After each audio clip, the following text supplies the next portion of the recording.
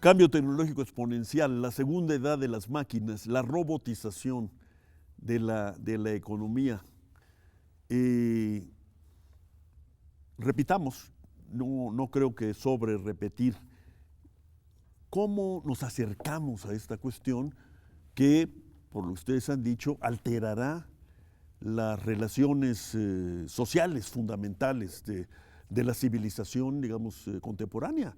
La relación trabajo-capital, la presencia o no de los salarios, el uso de la fuerza concentrada en las maquinarias. ¿Y cómo enfrentamos eso o simplemente esperamos a que llegue y se generalice? Casio Licelli. Bueno, no tengo una respuesta precisa. Yo pienso que hay que reinventar muchas de las instituciones del capitalismo o volver a un marco social con mucho más regulación, con mucho más compasión. Yo creo que los esquemas de renta básica se están haciendo cada vez más claramente necesarios. Hay también la necesidad de cambiar la educación en forma muy dramática para poder empezar a entender todos estos cambios. Hay algunas cosas puntuales muy interesantes, por ejemplo, las patentes, las herencias.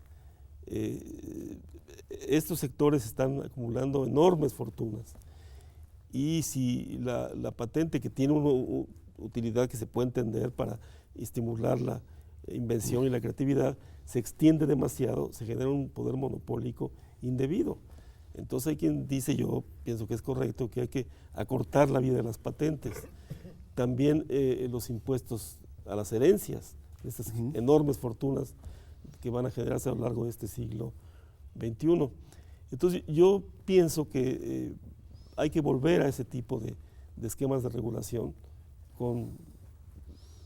objetivizando estos temas, y también creo que no acabamos de entender bien esto de la economía colaborativa.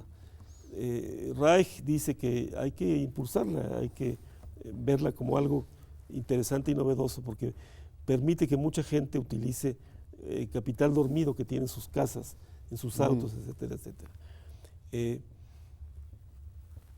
Hay evidencias de que los jóvenes, sobre todo en Japón o en Estados Unidos, le empiezan a dar más valor a acceder que a poseer. Hay un tema muy interesante, tal vez no sea todavía muy empíricamente muy sólido, de que no quieren ya comprar tantos autos, por ejemplo, en Japón, sin usar todos estos mecanismos colaborativos para los autos. Entonces, tal vez estemos entrando en una etapa distinta donde la sensación de prestigio y poder que te da el poseer y el acumular cambie también. Y eso yo lo veo como un signo interesante, es apenas un signo, pero hay que tomarlo también muy en cuenta. Jaime Ross. Sí, yo estoy de acuerdo con Casio. Yo creo que la redistribución fiscal con esquemas como por ejemplo el de renta básica mínima son la solución racional a este problema. De otra manera, imaginemos de nuevo la sociedad robotizada. ¿A qué costo producen los robots? Los robots, para invertir en ellos, se involucran en un costo fijo muy alto, ¿no? Es puro capital fijo. Pero una vez instalados, el costo marginal al que producen es prácticamente cero. De acuerdo con la teoría del bienestar, la teoría de la economía del bienestar, los bienes que producen los robots deberían ser vendidos a su costo marginal, es decir, a cero, es decir, distribuidos gratuitamente. Tendríamos que entrar en una nueva economía. Exactamente. Es lo que un poco profetizó Marx en sus es el fin del fundamentos. estrictamente hablando, el fin del capitalismo. El fin del capitalismo, ¿no? Sí. Y si queremos, y al mismo tiempo abre la posibilidad muy atractiva de que a cada quien le toque según sus necesidades. Pero ¿cómo hacerlo eso? Pues precisamente con una renta básica que distribuya el ingreso generado por los robots, el producto generado por los robots, una renta básica ajustada a cada quien según sus necesidades, ¿no? Pero eso ya estás hablando, en efecto, del fin del régimen de producción que hemos conocido. Estrictamente hablando, sí. ¿Sí? Absolutamente. ¿Y cómo crees que esto se podría gestionar? Porque la otra visión, a partir de lo que ustedes dicen, pues es Blade Runner, ¿no? Bueno, Una dictadura tecnológica auxiliada por los Rifkin robots. dice, por ejemplo, una cosa muy, muy atractiva. Dice, va a haber un sector de costo marginal cero y de economía colaborativa que va a entrar en tensión con la economía del mercado, que va a seguir necesitándose para producir bienes tangibles y materiales, por ejemplo, comida. Y el Estado tiene que entender ese nuevo reto, esa nueva circunstancia de un sector de costos marginales cero o casi cero, y otro sector más convencional, que con el tiempo, este último, como se puede inferir de lo que dice Jaime, va a ganar. Vamos a tener una economía donde vas a tener que distribuir gratis infinidad de bienes. Ya está. Ya están distribuyendo. La Wikipedia, por ejemplo, Spotify, por ejemplo. Cuando uno habla, yo tengo una hija, y WhatsApp, y tengo una hija que vive lejísimos en China, y yo hablo por Skype con ella y con la nieta horas enteras y me da cierta ansiedad porque uno está acostumbrado que costaba carísimo. Te hablo Ahora es mañana, ¿no? inmediato. O sea, sí está pasando. Yo creo que los esquemas renta básica son muy interesantes, se pueden manejar de una manera donde estimules también la creatividad, el ocio creativo y en fin, se abre un panorama también que puede ser muy optimista. Ahora, Al mismo tiempo yo creo que esto está mucho, muy lejos. Mucho, muy lejos, ¿no? Ajá. Al menos influido por lo que dice Gordon en su libro sobre esto, los próximos 20 años no vamos a ver un cambio de tendencia en la productividad, el empleo, etcétera, notable, ¿no? Cuando describías tú los efectos de los atributos, digamos, de la segunda revolución industrial, electricidad, agua potable, alcantarillado, cambio en la estructura de la habitación, etcétera, estaba yo pensando en que nosotros no nos incorporamos demasiado tarde a esos cambios. Claro que no. No. México se electrificó, Y puso el cambió, ferrocarril muy pronto. puso el ferrocarril, etcétera. Y ahora me pregunto, escuchándolos, ¿no está eso, tú dices, está lejos de cualquier manera, incluso en los centros más avanzados, Japón, Estados Unidos? Así es.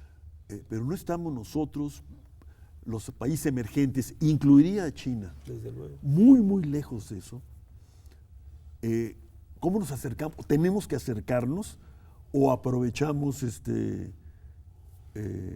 la lentitud, digamos así, de las tendencias para crear nuevas condiciones de existencia? Bueno, nosotros podemos crecer mucho más rápido que lo que crece la productividad en Estados Unidos o Japón, porque estamos rezagados en cantidad de áreas, ¿no? En donde estamos lejos de utilizar las tecnologías más productivas. Y en ese sentido hay un espacio para acercarse a las mejores prácticas que nos permitiría crecer mucho más rápidamente, con una productividad también que crece más rápidamente porque se va actualizando a los niveles de la frontera tecnológica, que lo pueden hacer las economías que están en la frontera, Japón y Estados Unidos, ¿no? Sí, Casio. eso me lleva a otro tema muy interesante, fascinante, que lo trabajamos ahora hace muy poquito, sobre el tema de la urbanización. La urbanización va muy de la mano con estas tecnologías y con la adopción de las mismas. Y estamos viviendo una etapa de dramática urbanización. Recordando lo que refería Jaime a Gordon, no olvidemos que a principios del siglo XIX la humanidad era sumamente pobre y vivíamos en condiciones de higiene y de salud terribles. Eran solo las cortes, un pequeño grupo, y el resto de la gente era miserable, vivía con mucha precariedad, la esperanza de vida era bajísima, etcétera, etcétera. Sí hay un crecimiento rápido, muy interesante, muy esperanzador, de países que veíamos hace muy poco, muy atrasados. Por ejemplo, en África. África empieza a crecer, se empieza a urbanizar, empiezan a emerger clases medias, etcétera, etcétera. Y aquí también. Yo creo que sí, que va a ser un proceso que vamos a adoptar bastante rápido. De hecho, las clases medias latinoamericanas están perfectamente inmersas en este mundo, ¿no? Y ahí vamos a tener que entender cómo proceder a la modernización de nuestras sociedades, si queremos que haya más equidad y más inclusión. Yo insisto, vuelvo a lo mismo, renta básica sí, impuestos fuertes a los robots, valga la metáfora. A los propietarios. Por eso, valga la metáfora. Así, ¿verdad? A los Creo dueños. que hay que aclararlo, ¿no? Claro, Porque, a los dueños de taxis, porque robots. yo Me gusta cuando- mucho la ¿qué tal si los robots se rehusan? Claro, tienes toda la razón. A los dueños, que son cada vez menos. Y hacer cambios muy importantes en la educación. Eso Vamos a una pausa y continuamos. Me interesa mucho que tratemos de territorializar esta gran proyección que ustedes nos han ofrecido. Y ofrezco como territorio este país. me parece muy bien. Este sufrido país nuestro.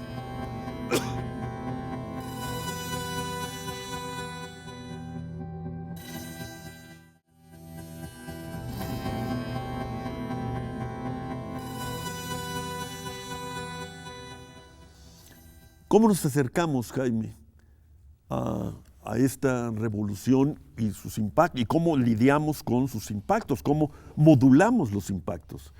Desde la perspectiva de un país pues, con tanta heterogeneidad. Hablabas hace rato del viene, hablabas del hecho de que tenemos muchos sectores muy atrasados en términos de aprovechamiento de la tecnología moderna y consecuentemente susceptibles de dar grandes saltos, ¿no? Si es que nos incorporamos a una senda o recuperamos una senda de progreso y desarrollo, como la tuvimos de alguna manera hasta hace poco, hasta hace 20, 30 años. ¿Cómo Bueno, imaginas, además en esta coyuntura endiablada en la que nos metieron nuestras relaciones con el norte, supongamos, ¿no?, que el TLC o bien es denunciado por el señor Trump o bien es, entre comillas, modernizado, como propone el presidente Peña. Desde ahí podríamos visualizar, imaginar esta incorporación a estas tendencias. Bueno, lo que mencionaba anteriormente es que nos hace falta mucho por actualizar a la tecnología a los niveles de la frontera. No creo que se pueda modular ese cambio y no creo tampoco que vaya a ser o sería muy disruptivo en términos de la evolución del empleo o la distribución del ingreso, porque eso significaría tasas de crecimiento más altas que tienden a promover el empleo mismo y la productividad y los salarios. Piénsese, por ejemplo, o sea, hablamos de los robots, ¿no? Pero la agricultura norteamericana está prácticamente robotizada desde hace muchas décadas. O sea, en el sentido siguiente, un agricultor con un ayudante y una maquinaria muy compleja, ¿no?, pueden cultivar cientos de hectáreas en el medio oeste norteamericano.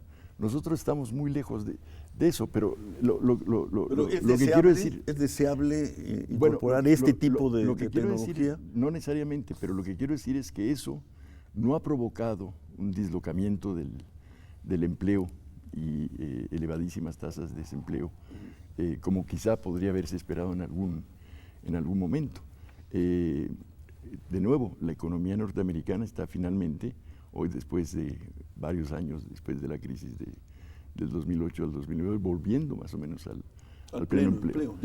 Con empleos precarios, efectivamente, con empleos mal pagados, con tendencia a la baja, al menos en su participación en el ingreso generado. Pero a lo que voy es que actualizarnos en el uso de las tecnologías de la frontera, lo que requiere mucha inversión y crecimiento, no nos va a provocar, creo, problemas grandes de empleo y distribución. Más allá de los que ya enfrentamos. Más allá de los que ya enfrentamos, Ajá. exactamente. Incluso pueden ayudar. Y más crecimiento, más inversión, más empleo y productividad nos van a ayudar, más que afectarnos negativamente. Yo estoy absolutamente de acuerdo. Yo creo que si retomamos una senda de crecimiento, podemos ser más capaces de absorber este tsunami tecnológico. Déjame hacer un ejemplo de la agricultura, porque aquí se habló, Jaime lo mencionó también, de que está muy automatizada, muy robotizada. Lo que estaba sucediendo hasta hace muy poquito es que toda la tecnología para los granos, para sembrarlos y cosecharlos, estaba altísimamente tecnificado, robotizado. Y ahora más todavía porque mandan drones que revisan con mucho detalle cómo va la cosecha, y hay Big Data que te permite ver con mucha precisión cualquier plaga que pueda venir, etcétera, etcétera. Pero está sucediendo algo más con la robótica, que las máquinas, la mano de obra, sobre todo mexicana, que era la mano de obra para recolectar frutas, etcétera, se requería muchísimo porque no estaba robotizado. Ahora empieza a robotizarse también esa sección. Entonces, el tema es tremendo, el reto va a estar creciente y va a estar ahí. Yo creo que sí, que este país tiene muchos... Pero, Jaime, digo, Casio está hablándonos de una dislocación sí. Futura. Con las nuevas tecnologías, sí, con los robots. Sí, con los robots. Así, los robots van a seguir avanzando. Sí, mi argumento es simplemente que en un proceso de actualización a la frontera tecnológica actual, ya, claro, sí. no nos traería necesariamente una dislocación en el empleo. ¿Tú estarías de acuerdo con...? Estoy de acuerdo en un corto plazo, pero creo que si vemos un poco más adelante va a empezar el reto también a invadirnos a nosotros.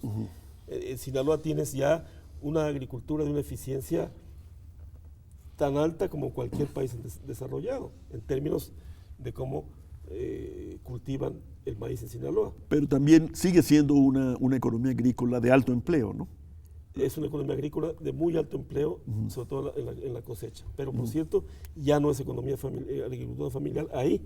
El país está lleno de potencialidad agrícola en otras regiones que hay que utilizar todavía de manera más o menos tradicional. Pero el fantasma de la dislocación tecnológica ahí está. Yo, como veo la cuestión, es no pelearse con el cambio tecnológico. Necesitamos... No reinventar el ludismo. Para nada, ¿no? Y democratizar su uso, Rolando. Llevar su uso, hay el famoso metáfora del desarrollo económico del leapfrogging, el salto de rana. El ejemplo es perfecto, es el celular, donde ya no tienes por qué meter cable de cobre carísimo, porque tienes el celular aquí. Pero ahora el celular actual, el iPhone, tiene capacidades enormes que no tenía el teléfono hace 5 o 10 años. Entonces también poder llevar eso a mucho más gente. Eso me parece crucial para un país como el nuestro. Hay que democratizar el acceso y el uso de esas tecnologías. Y para eso el Estado tiene que estar presente, tiene que hacer cambios importantes en la forma como se está educando a la gente. Yo viví en Uruguay hasta hace no mucho tiempo y he hecho un esfuerzo admirable por darle a cada niño una pequeña PC. Y ha sido muy estudiado el caso uruguayo. El tema es que es tan acelerado el cambio que ahora ya no es la PC, sino son los iPads. Son las iPads, son las tabletas. Bueno, está bien, pero montarnos en esa ola y no bajarnos de esa ola y llevarla mucho, mucho más gente. Creo que esa es una parte central. Jaime, estamos terminando. ¿Cómo verías en los términos de la perspectiva que nos han ofrecido que en vez de denunciar el TLC por alguna razón que no tengo, Estados Unidos y México y Canadá llegaran al acuerdo más bien de avanzar hacia la construcción de un mercado común, que implicaría, pues, entre otras cosas, libre movimiento de las personas y de los trabajadores? ¿Qué podría significar eso, sabiendo que ahí está la avanzada, ¿no? Ahí está la frontera y ahí se está hablando de ir más allá de la frontera rumbo a esta revolución industrial? Ya no es revolución industrial, es la segunda edad de las máquinas. La segunda edad de las máquinas, que me tiene fascinado como descripción. A mí la idea me parece muy bien, pero la veo realmente muy lejos de poderse alcanzar tal y como están las cosas, ¿no? Con el presidente de Estados Unidos que está hoy, que más bien quiere retroceder en la integración norteamericana más que avanzar en ella, ¿no? Pero nuestro reto, de nuevo, creo, no ha estado tanto por las revoluciones tecnológicas por venir, como por el crecimiento necesario y la actualización tecnológica necesaria, ¿no? En eso el comercio puede ayudar, el comercio exterior, pero es un reto también interno, en mayor medida, es un reto que tenemos que desafiar con los sin TLC, con los sin mercado común, que tenemos que enfrentar. Pero no corremos el riesgo, en este caso, de dejar fuera las técnicas más avanzadas, más productivas, si atendemos, por ejemplo, a nuestra disposición de factores productivos. Así se pensó originalmente el TLC, ¿no? Vendrán inversiones extranjeras para aprovechar el factor más abundante, el trabajo y trabajo no calificado. No ocurrió necesariamente así, porque las transnacionales pues trajeron sus propias tecnologías. Ahora, si tú lo comparas, por ejemplo, con América Latina, eso lo decía Mónica Casalet el otro día en el Aflaxo, México está mucho más robotizado y las plantas mexicanas son mucho más competitivas que otros países latinoamericanos, notablemente Brasil y Argentina. Entonces sí hay un sector de la economía mexicana que está en esa lógica norteamericana de intenso cambio tecnológico. Y lo interesante, lo fascinante para mí, no es que, bueno, trasladas el robot y hace la tarea, no, pero el país tiene la capacidad de absorber y de asimilar ese cambio tecnológico. En ese sentido, si hubiese una economía de América del Norte, el desafío es enorme porque la movilidad de factores haría que mucha gente se fuera para allá, a los nichos donde todavía se requiere mano de obra que poco a poco irá haciéndose desplazada. Yo creo que es un escenario muy retador. Yo quisiera ver todavía un México menos inmerso en esa norteamericanización, porque tenemos pues todavía muchas diferencias con Estados Unidos y Canadá, y creo que los nexos que podemos tener con Asia pueden suplir en parte estas cosas y funcionarnos mejor. En síntesis, yo no creería que aquí vendría que sería muy útil una norteamericanización absoluta de los tres países, ¿no? En el sentido de la tecnología. China, por ejemplo, está asimilando de manera ligeramente distinta la tecnología y sí la está llevando a las masas. Ahí está el caso fascinante de Alibaba. Por el tamaño del mercado chino, hace rentable todas estas cosas. Bueno, yo creo que ahí hay muchos ejemplos que pueden ser útiles también para nosotros.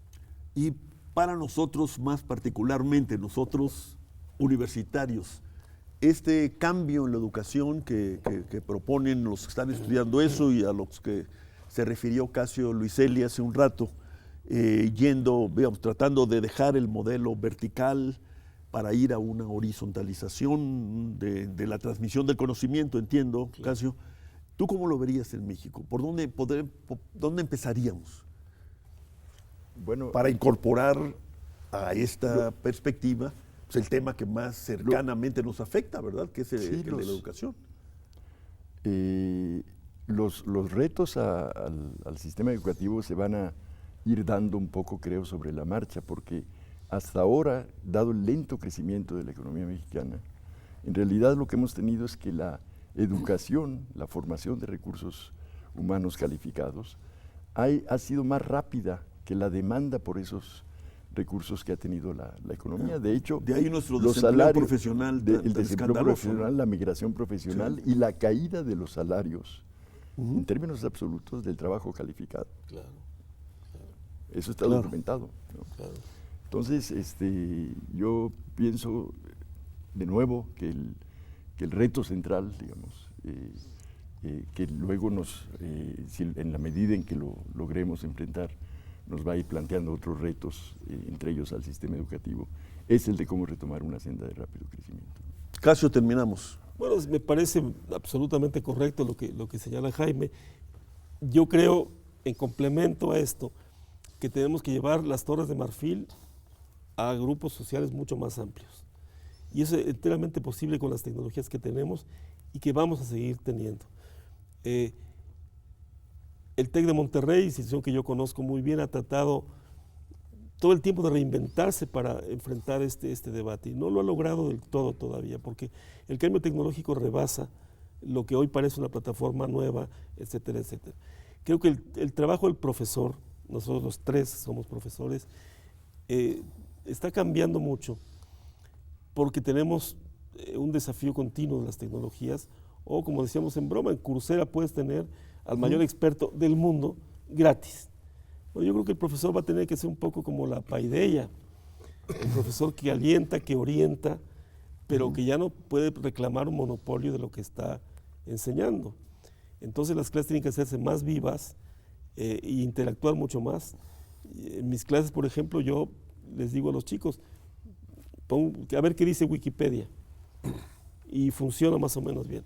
El desafío para mí es llevarlo a grupos sociales mucho más amplios y hacer que la educación sea la que atraiga, la que pueda democratizar todo este cambio. Sí, democratizar como vehículo para incorporar, para absorber, para ser capaces de adaptar en vez de adoptar, como muchas veces hemos hecho, el cambio tecnológico formidable que está sobre nosotros y adelante de nosotros.